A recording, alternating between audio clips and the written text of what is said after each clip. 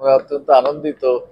এটা আমাদের দ্বিতীয় কিডনি প্রতিস্থাপন হলো এবং এটা আপনাদের মাধ্যমে এই বার্তা দেওয়া দরকার যে কিডনি প্রতিস্থাপন করার জন্য বাইরের রাজ্যে বা অন্য কোথাও যাওয়ার দরকার নেই। কারণ অন্য রাজ্যে যাওয়া মানে যে একটা অনেক খরচের ব্যাপার শুধু নয়, হয়রানিরও ব্যাপার।